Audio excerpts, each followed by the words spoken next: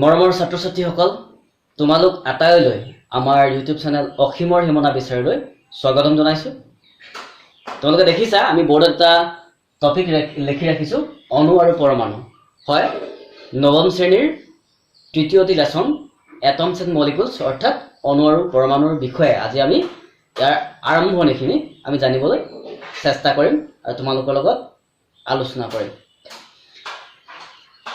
এতিয়া আমি পদাৰ্থৰ বিষয়ে ইয়াৰ আগৰটো চেপ্টাৰত আমি পঢ়ি আহিছো। এতিয়া অণু পৰমাণু বুলি ক'লে তেতিয়াহ'লে এই পদাৰ্থৰ কোনটো অৱস্থাক আমি অণু পৰমাণু বুলি ক'ম? ঠিক আছে, যেনেকৈ তোমালোকৰ লগত এতিয়া মই আলোচনা কৰিবলৈ আহিছো, ঠিক তেনেকৈ এই পদাৰ্থৰ বিষয়ে পদাৰ্থবিলাক কিমান সূক্ষ্ম পৰ্যায়লৈ যাব পাৰে এই বিষয়ে আমাৰ ভাৰতবৰ্ষত প্ৰায় 500 মান চনতে অৰ্থাৎ খ্ৰীষ্টপূৰ্ব 500 চন মানতে এই ধাৰণাটো তেওঁলোকে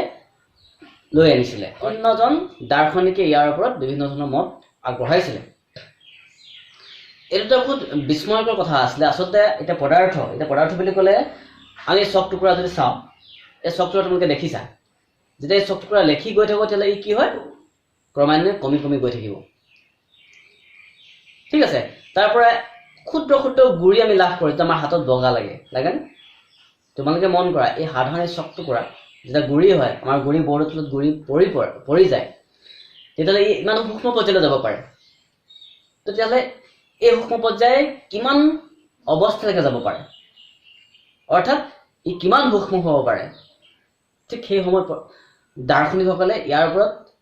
বিভিন্ন ধৰণৰ মত আগবঢ়াইছিলে। আৰু সেই সময়ত আমাৰ ভাৰতবৰ্ষত এজন মহৰ্ষি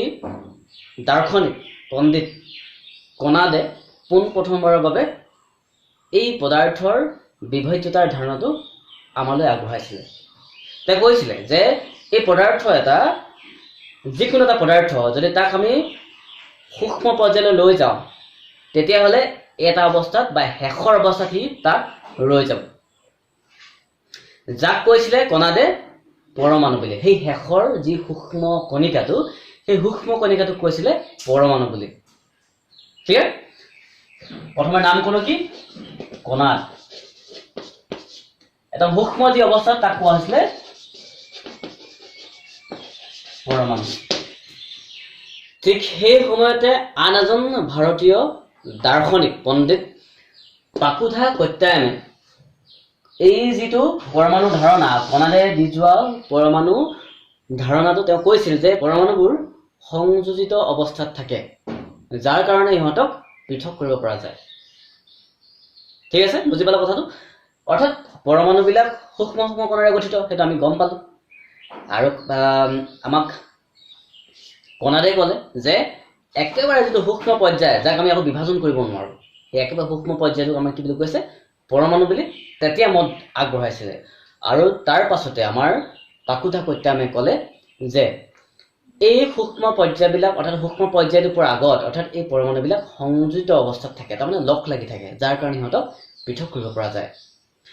আৰু যেতিয়া ভাৰতত এই পৰমাণুৰ বিষয়ে যি চিন্তা চৰ্চা চলিছিলে,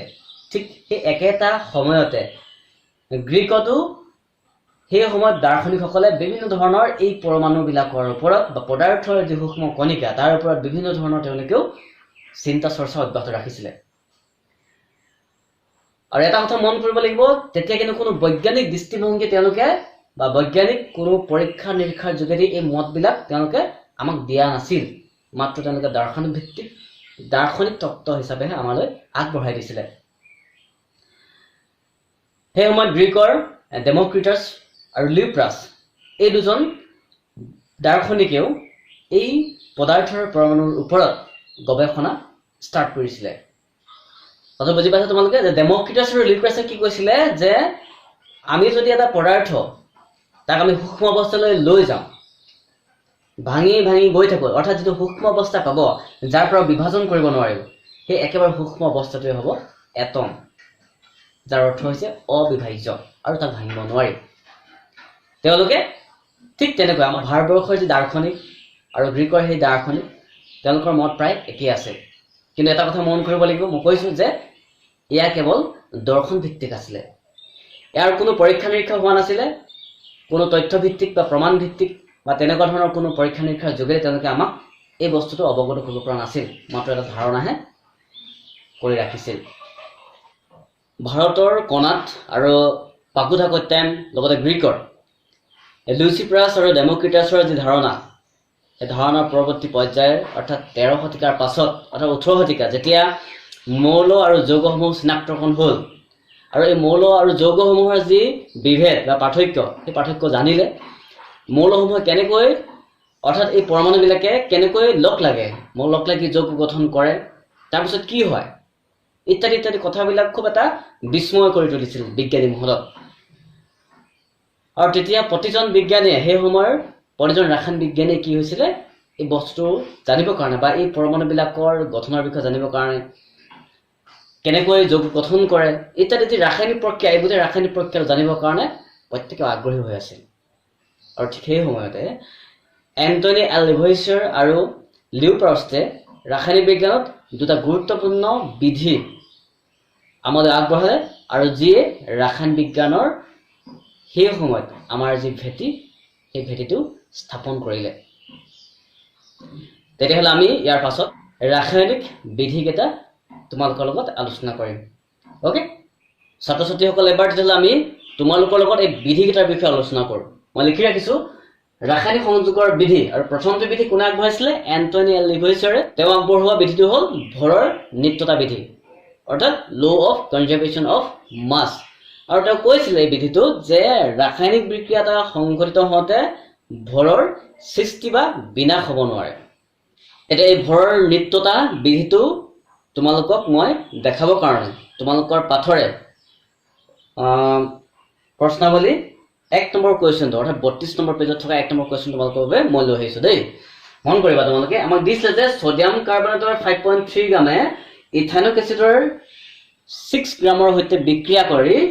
সোডিয়াম ইথানয়েটৰ 8.2 গ্ৰাম কাৰ্বন ডাই অক্সাইড 2.2 গ্ৰাম আৰু পানী 0.9 গ্ৰাম প্ৰস্তুত কৰে আমাক দিয়া আছে অৰ্থাৎ তোমালোকে মন কৰিব লাগিব যে ৰাসায়নিক বিক্ৰিয়াত অংশগ্ৰহণ কৰিছে কোনে কোনে সোডিয়াম কাৰ্বনেট আৰু ইথানইক এচিড এতিয়া সোডিয়াম কাৰ্বনেট আৰু ইথানইক এচিডৰ যিটো ভৰ হ'ব লাগিব ভৰ থাকিব যে বিক্ৰিয়াত উৎপন্ন হোৱা সোডিয়াম ইথানয়েট কাৰ্বন ডাই অক্সাইড আৰু পানী ইয়াৰ ভৰো কিন্তু একে সমান হ'ব লাগিব অৰ্থাৎ প্ৰথমখিনি ভৰ এই দ্বিতীয়খিনি ভৰৰ সৈতে কি হ'ব লাগিব একে হ'ব লাগিব কাৰণ কি কৈছে আমাক ভৰৰ সৃষ্টি বা বিনাশ হ'ব নোৱাৰে বুজি পাইছা কথাটো তোমালোকে চোৱাচোন বাৰু এটা সোডিয়াম কাৰ্বনেট আৰু ইথানইক এচিডৰ ভৰ কিমান হ'ব 5.3 + 6 ইকুৱেল কিমান 11.3 গ্ৰাম ওলালে আৰু এইফালে কিমান আছিলে চোৱা তোমালোকে 8.2 + 2.2 + 0.9 that means কিমান হ'ব total 493 11 তোমালোকে কি দেখিলা 11.3 গ্ৰাম আৰু এইফালে 11.3 গ্ৰাম কথাটো বুজি পাইছা তোমালোকে অৰ্থাৎ ৰাসায়নিক বিক্ৰিয়া যেতিয়া সংঘটিত হ'ব এটো হ'ল এটা ৰাসায়নিক বিক্ৰিয়া যেতিয়া সংঘটিত হ'ব ইয়াৰ ভৰৰ সৃষ্টি বা বিনাশ হ'ব নোৱাৰিব তোমালোকৰ বুকত কাৰ্যকলাপ দিয়া আছিলে 1 নম্বৰটো কপাৰ সালফেট আৰু sodium carbonate plus sodium carbonate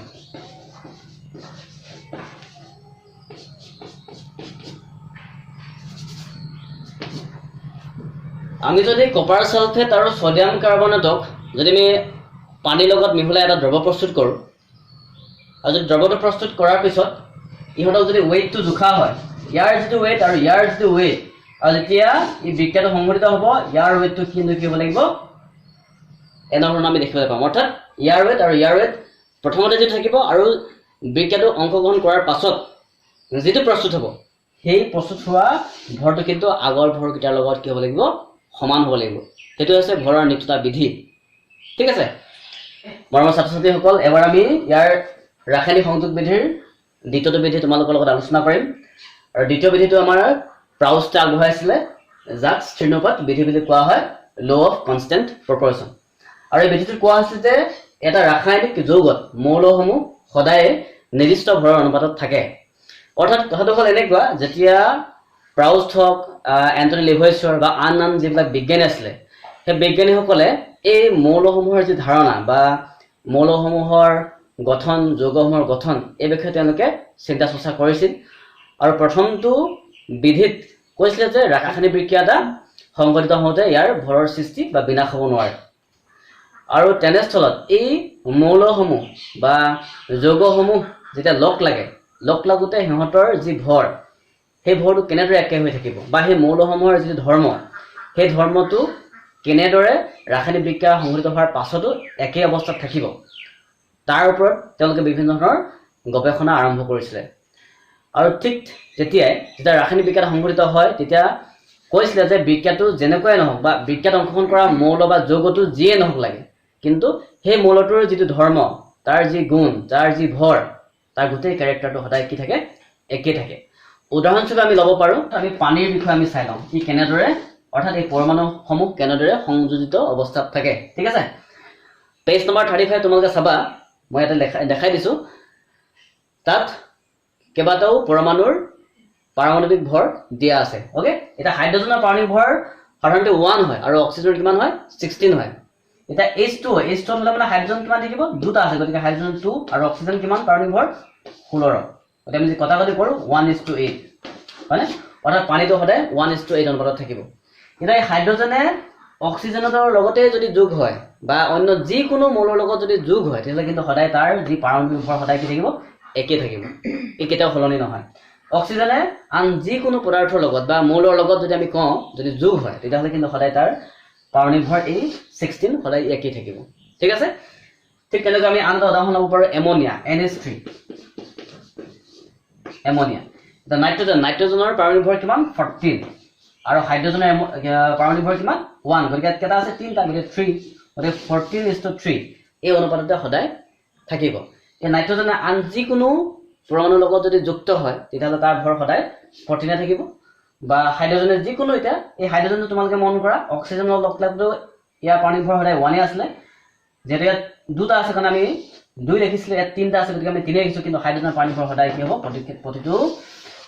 যৌগৰ লগত বা মৌলৰ লগত হি যেতিয়া সংযোজন হয় সদায় কিমান থাকিব তাৰ 1 থাকিব